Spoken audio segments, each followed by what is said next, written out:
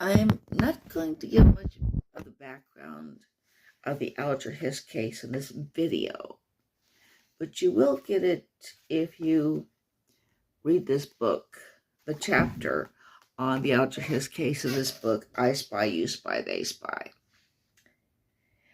It has a chapter on it and I'm going to read a little bit from a segment called, or a subchapter called A Nemesis Named Nixon.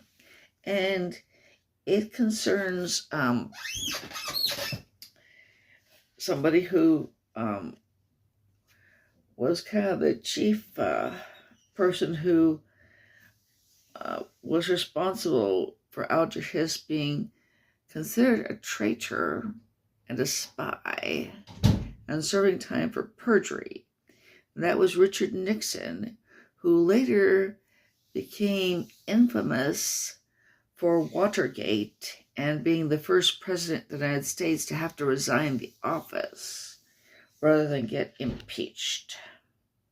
And had he been impeached, he probably would have been convicted and thrown out of office. Okay, now Richard Nixon had a problem with his looks. Far from an ugly man, he was somewhat handsome, but there was something about his appearance that caused people to be suspicious of him. With his thick eyebrows, sharply tilting nose, and tendency toward heavy beard growth, he always seemed to have a 5 o'clock shadow. He looked untrustworthy. Would you buy a used car from this man? Was a question asked about him only semi-jokingly. Since others were suspicious of him, Nixon was suspicious of others. In his case, Nixon may have been right to be suspicious. The old saying, "It takes one to know one," might be applicable here, for Richard Nixon was a superb amateur actor and an excellent bluffer at poker, a game he loved.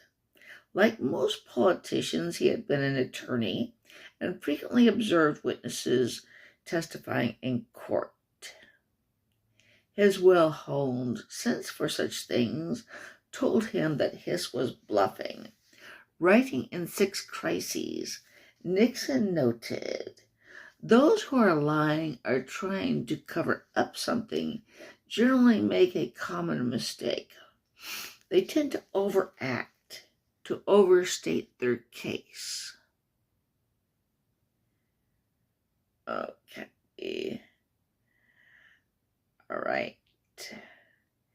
Well, and he saw quite a bit of that in the testimony of Alger Hiss. And I hope that maybe this has led somebody to perhaps want to learn more. And you will learn it in the chapter on Alger Hiss in this book, I Spy, You Spy, They Spy, by Denise Snow.